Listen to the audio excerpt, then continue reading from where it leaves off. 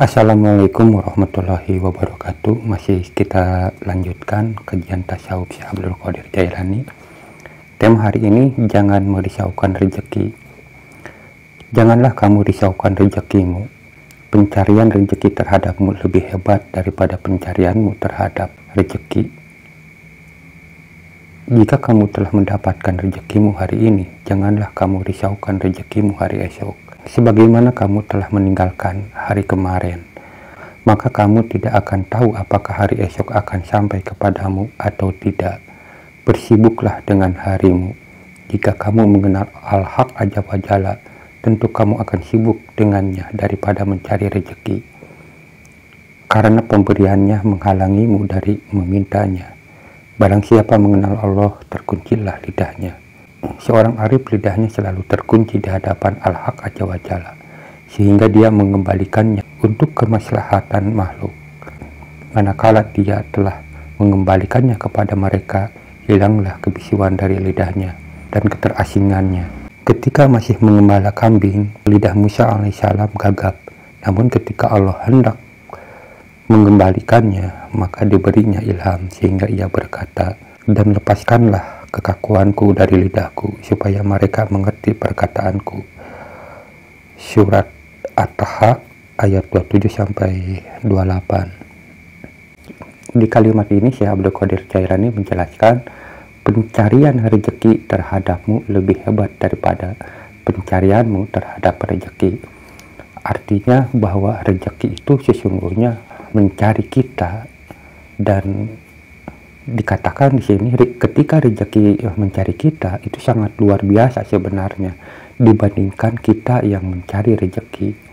Jadi artinya ketika kita mencari rezeki, kita akan berupaya sekeras mungkin, sehebat mungkin, sekuat tenaga kita mencari rezeki. Tetapi menurut Syekh Abdul Qadir Jailani, sesungguhnya rezekilah yang mencari kita. Ketika kita tidak mencarinya, mencari rezeki inilah malah yang mendatangi kita dengan cara apapun, karena rezeki itu tidak membutuhkan teori-teori, upaya-upaya bagaimana cara menemukan kita, karena itu sudah didesain oleh Allah. Ketika kita tidak mencarinya, rezeki itulah yang menghampiri kita dengan cara apapun, karena rezeki itu sifatnya memang rezeki itu gaib, dia masuk tanpa kita tahu, kita sadari. Jadi maksudnya seperti itu. Jadi maunya Syekh Abdul Qadir Jailani, janganlah kamu risaukan rezekimu hari esok, sebagaimana kamu telah meninggalkan hari kemarin. Jadi kita itu jangan terlalu memikirkan hari esok. Kalau memang kita sudah dapat hari ini, besok ya terserah nanti besok. Jadi mirip-mirip seperti ayam lah gitu. Jadi kita ini harus seperti hewan. Mungkin maksudnya seperti itu. Hewan kan, kalau kita lapar baru mencarinya. Kalau sudah kenyang ya sudah, hari esok bagaimana nanti. Tapi di sini bukan berarti kita itu harus benar-benar harus seperti hewan. Jadi artinya daripada kita harus mengumpulkan harta untuk hari esok, lebih baik ketika kita sudah mendapatkan untuk hari ini, maka bisa nggak kita mencari lebih baik daripada itu. Yang maunya Syekh Abdul Qadir yaitu pencarian kita terhadap Allah Subhanahu wa Ta'ala, karena kita belum memahami atau belum mengenal benar tentang Al-Haq Azza wa Jalla itu. Dan itu pun yang dikhawatirkan oleh Syekh Abdul Qadir Jailani. Ketika kita sibuk untuk mencari rezeki untuk hari esok, ketika kita sampai melalaikan Allah, sampai melalaikan ibadah-ibadah kita, kewajiban kita, ternyata hari esok itu tidak sampai. Jadi kita ini tidak sampai ke hari esok, dan itu sesuatu yang sia-sia. Nah, di sini ada kalimat, jika kamu mengenal Al-Haq Azza wa Jalla, tentu kamu akan sibuk dengannya daripada mencari rezeki, karena pemberiannya menghalangimu dari memintanya. Artinya, jika kita mengenal Allah, Al-Haq Azza wa Jalla, kata Syekh Abdul Qadir, kita akan sibuk dengannya. Kenapa kita bisa sibuk dengan Allah daripada kita mencari rezeki? Karena ketika kita mengenal Allah, kita tahu kehebatan Allah, keagungan Allah, keindahan Allah, apa yang diberikan oleh Allah. Jadi ketika kita mengenal Allah, mengagungkan Allah, Allah itu terus-terusan memberikan ketenangan, kebahagiaan, kenyamanan ke kita, sehingga kita itu sampai lupa mencari rezeki kita. Itu katanya. Di sini dikatakan karena pemberiannya menghalangimu dari memintanya. Jadi pemberian Allah itu kepada diri kita ya berupa kenikmatan, keagungan, keindahan itu, sehingga kita itu lupa meminta sesuatu kepada Allah seperti itu. Dan katanya barang siapa mengenal Allah, terkuncilah lidahnya. Seorang arif lidahnya selalu terkunci di hadapan Al-Haq Azza wa Jalla, sehingga dia mengembalikannya untuk kemaslahatan makhluk. Dan katanya barang siapa yang mengenal Allah, terkuncilah lidahnya.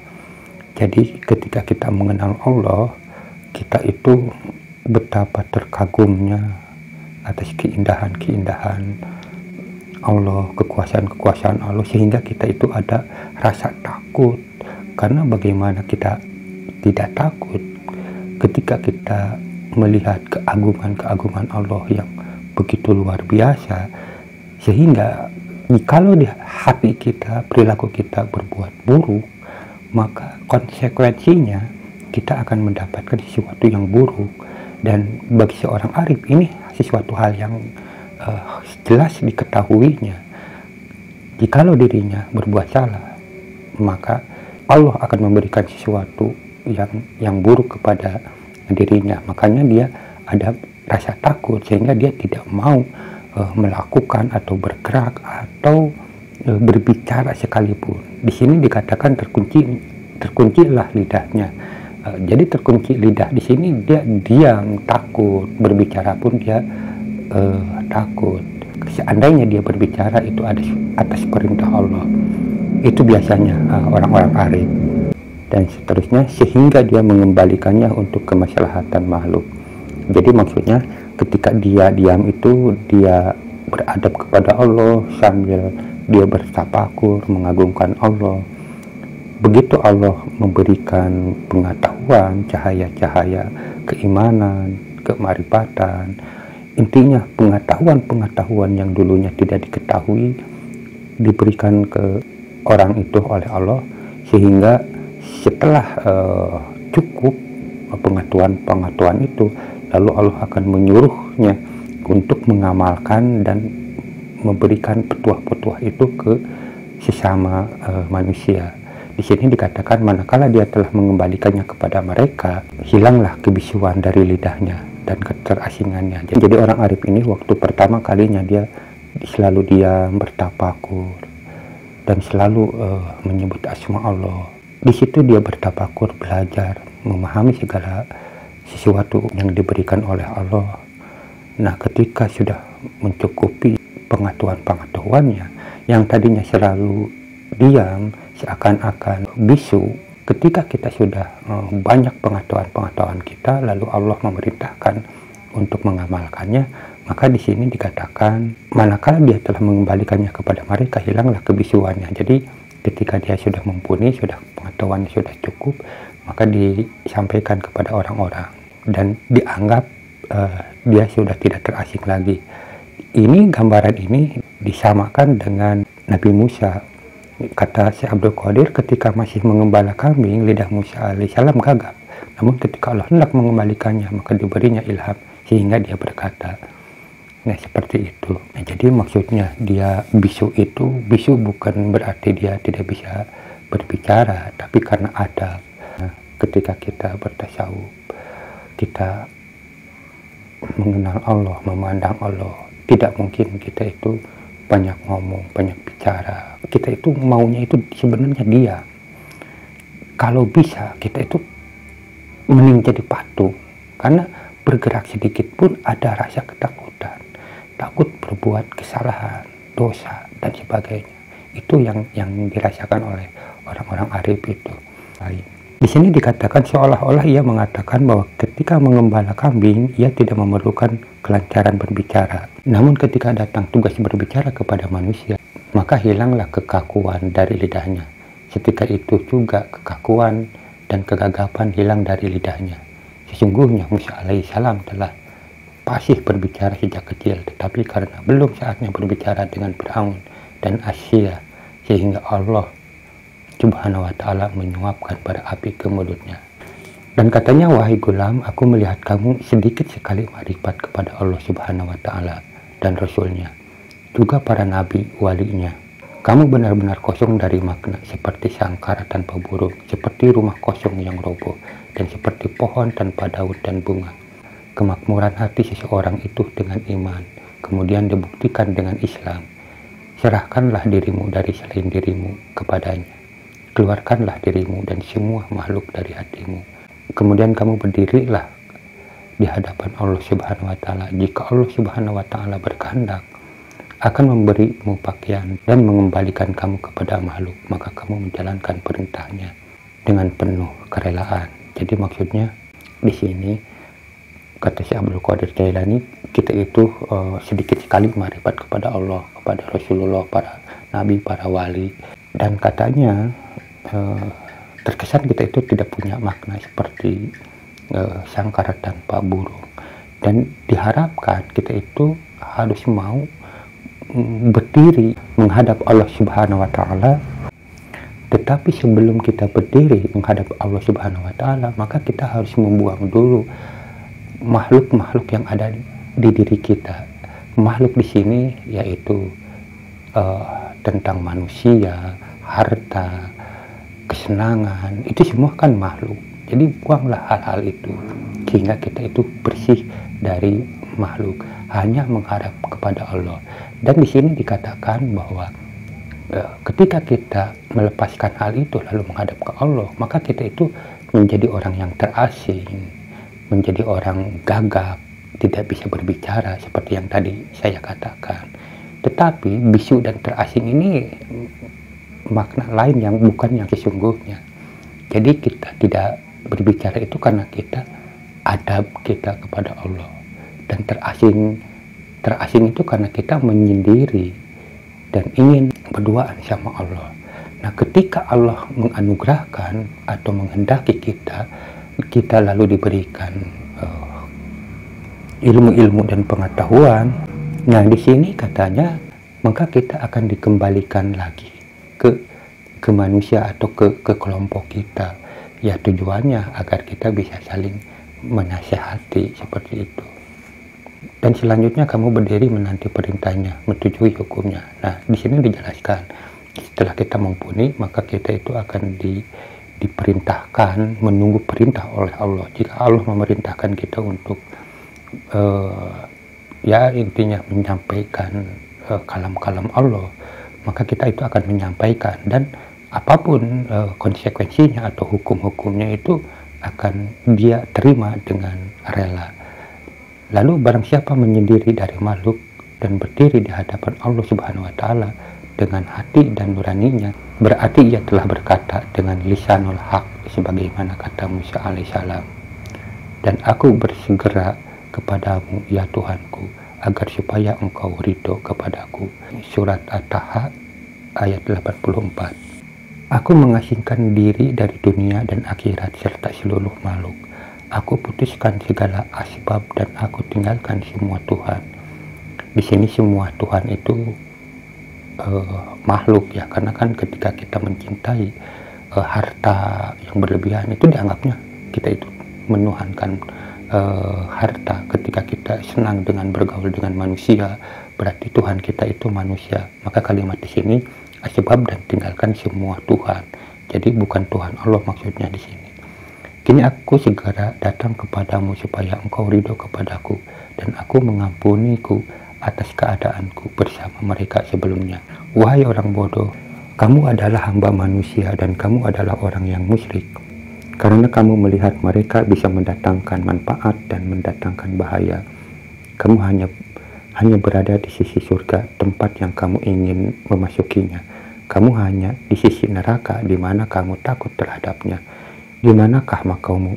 Di sisi zat yang membolak-balikan hati dan pandangan, yang mengatakan kepada sesuatu jadilah kamu, lalu terjadilah.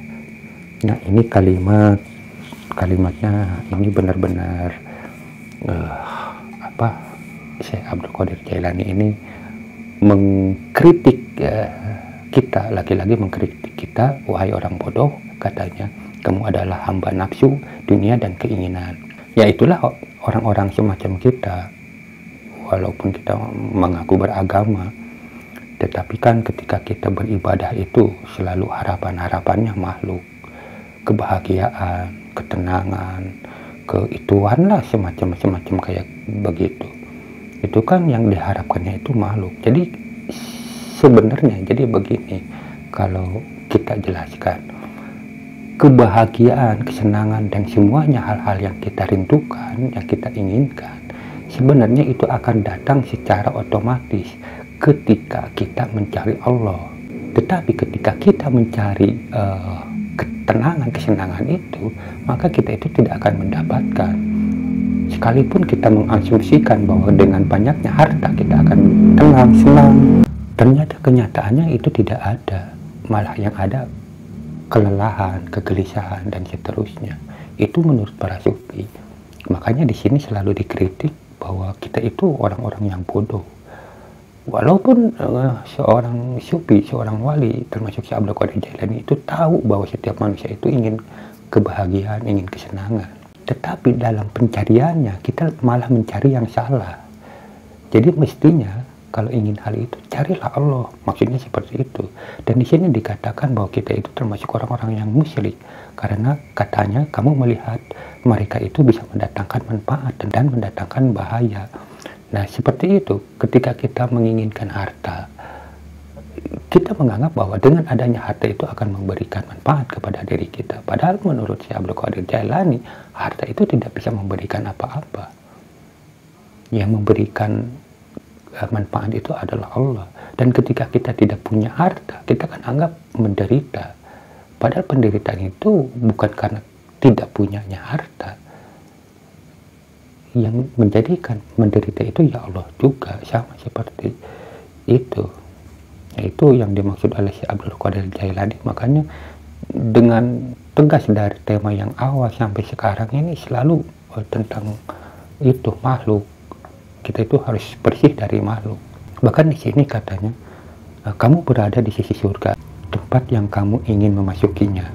Kamu hanya di sisi neraka, di mana kamu takut terhadapnya. Di manakah makommu di sisi yang membelak-balikan hati dan pandangan. Jadi di sini kita ini dianggap orang yang benar-benar buta oleh Syekh Abdul Qadir Jailani, karena ketika kita katanya ingin memasuki surga, tetapi dalam menjalankannya itu kita tidak mengarah ke surga itu, malah berada di sisinya, dan kita itu takut masuk neraka, tetapi tidak menghindari hal itu, malah kita berada di sisi neraka. Inilah kebodohan-kebodohan yang dianggap oleh Syekh Abdul Qadir Jailani, karena ibadah-ibadah kita itu selama ini hanya karena malu. Dan katanya, wahai gulam, janganlah kamu tertipu dengan ketaatanmu sehingga kamu menjadi sombong. Mohonlah kepada Allah Subhanahu wa Ta'ala supaya amalanmu diterima. Takutlah jika amalanmu itu mengubahmu menjadi manusia durhaka. Apalah jadinya jika dikatakan kamu durhaka, kamu kotor. Nah, kalimat ini sangat banyak yang dialami oleh diri kita, yang katanya, wahai gulam, janganlah kamu tertipu dengan ketaatanmu. Banyak kan orang yang bangga dengan ketaatan ibadah-ibadah kita. Kita merasa rajin beribadah, seakan-akan kita itu sudah merasa bersih, merasa paling dekat dengan Allah. Nah, sikap-sikap seperti ini itu dilarang. Menurut Syekh Abdul Qadir, dilarang hal-hal seperti ini, karena ini akan menjadi sombong. Hal ini sebenarnya sudah diceritakan di dalam Al-Quran, yaitu ketika Adam diciptakan. Yang menjadi sombongnya itu yaitu setan atau iblis. Karena iblis sebenarnya dulu itu paling ma'rifat, pemimpinnya para malaikat. Dia itu orang-orang yang benar-benar bertakwa, tetapi karena dia merasa bangga dengan dirinya, dengan ketaatannya, maka ini menjadi makhluk yang durhaka. Nah, di sini pun itu harus jadi pelajaran buat kita. Jadi kita itu jangan membanggakan ketaatan-ketaatan kita. Kadang-kadang kita kalau ngasih tahu ke orang tentang hal ini, orang itu kadang-kadang suka tersinggung. Dan ada juga orang yang ketika kita mengatakan tentang hal ini, dia hanya manggut-manggut, hanya iya-iya, tetapi tidak sampai masuk ke hati. Ada juga yang seperti ini, karena ini pengetahuan tentang hal ini belum sampai ke hatinya, sehingga jikalau kita ngasih tahu pun dia hanya cukup iya tanpa bisa memasukkan pengetahuan itu ke hatinya. Makanya kata Syekh Abdul Qadir Jailani di sini, orang yang mengenal Allah Subhanahu wa Ta'ala tidak akan berdiri bersama sesuatu dan tidak akan tertipu oleh sesuatu. Ketika kita menyampaikan sesuatu, misalnya seperti yang tadi saya katakan, jangan membanggakan ketaatan walaupun kita taat. Kalau dia hanya manggut-manggut saja, hanya iya-iya saja, tetapi tidak masuk ke hatinya, berarti dia itu belum mengenal Allah. Dan itu masih banyak sekali terjadi pada setiap diri manusia itu seperti itu. Karena itu tandanya dia belum mengenal Allah. Dia tidak merasa aman sebelum meninggalkan dunia. Nah, jadi orang yang mengenal Allah pasti dia akan meninggalkan dunia. Meninggalkan dunia itu bukan berarti kita mati. Jadi artinya jasadnya ada di dunia atau jasadnya bersentuhan dengan dunia, tetapi hatinya tidak menyentuh dunia. Ya, seperti yang saya katakan, kalau seumpama kita pembahasan ini dari awal kita mendengarkan, pasti kita akan lebih paham. Jadi yang dimaksud dunia itu adalah makhluk-makhluk seperti itu, dan katanya dengan membawa agama dan memelihara sesuatu antara dia dengan Tuhannya. Jadi orang-orang yang mengenal Allah itu pasti meninggalkan dunia, hatinya tidak bersama dunia, seperti itu. Wahai golam, kamu harus menjaga amalan hati dan menjadi ikhlas. Keikhlasan yang sempurna adalah bersih dari selain Allah Subhanahu wa Ta'ala. Makrifat kepada Allah Subhanahu wa Ta'ala itu sesuatu yang asali. Aku melihat kebanyakan di antara kamu berdusta dalam ucapan dan perbuatan. Dalam sepi dan ramai, apa untungnya kamu berbicara tanpa amal?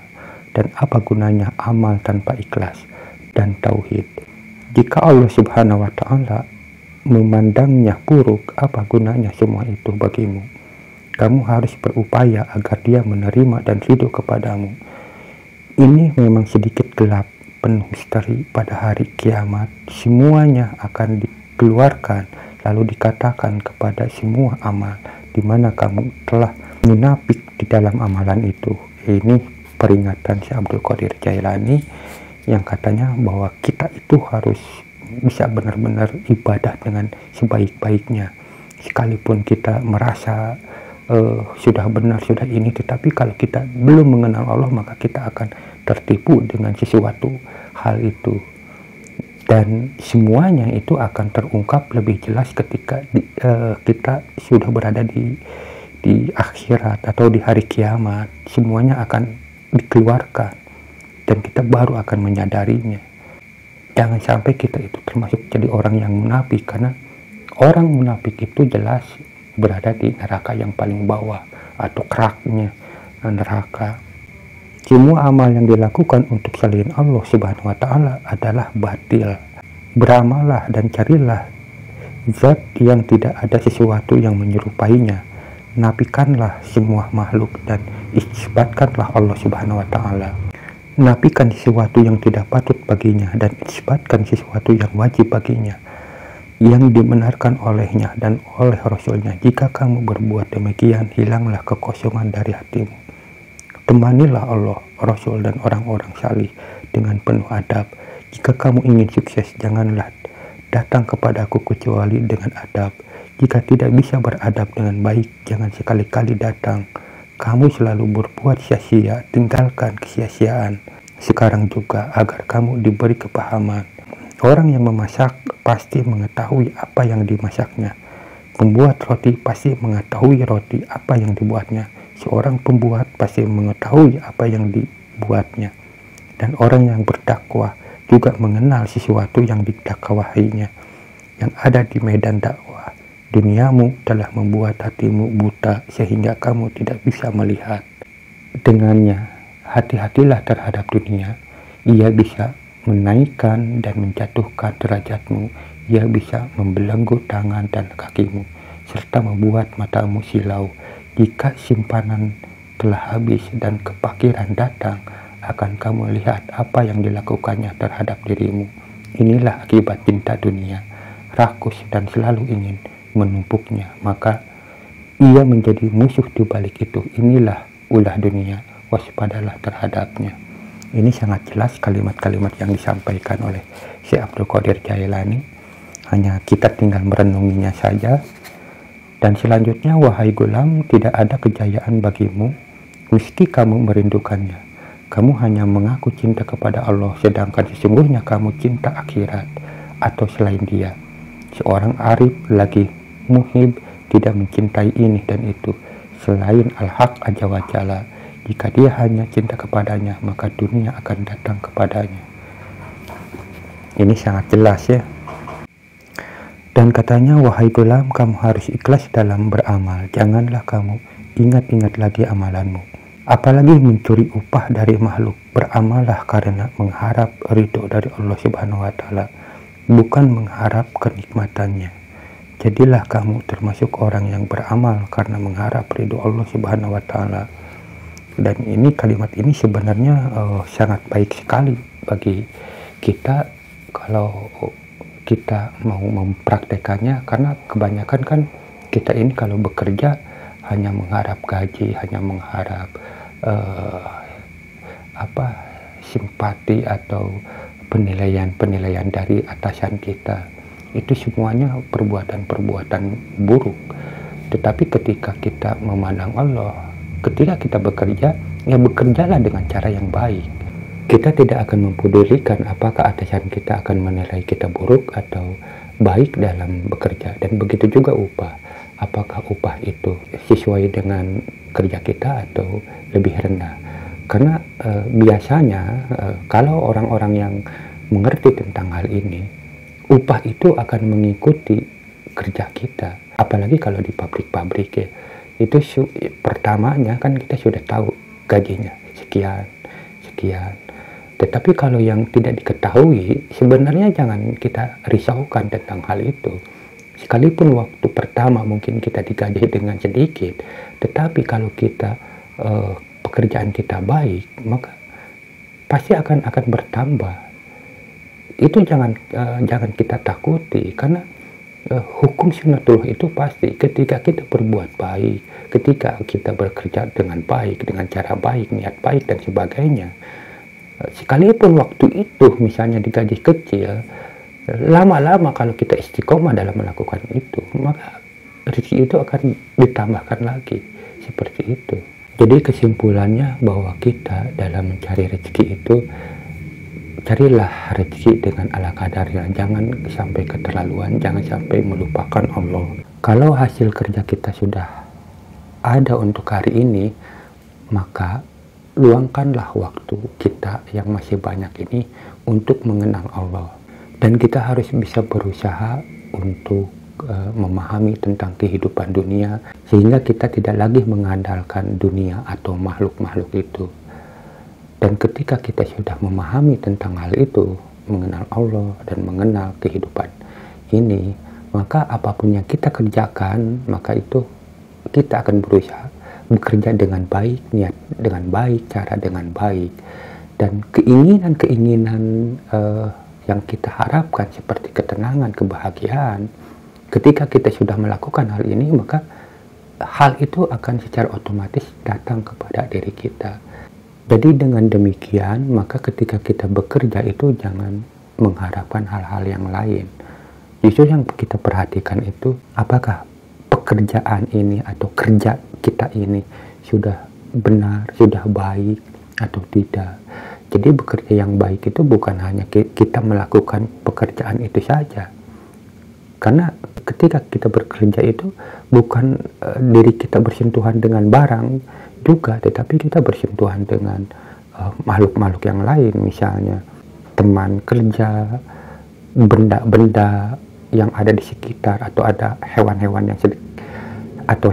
di sekitar kita itu harus harus baik semuanya. Jadi jangan mentang-mentang di situ ada hewan lalu kita main bunuh atau gimana, jangan. Jadi apa yang kita lakukan itu harus semuanya baik, seperti itu. Mungkin itu saja kesimpulannya, takut kepanjangan videonya. Mudah-mudahan bermanfaat. Assalamualaikum warahmatullahi wabarakatuh.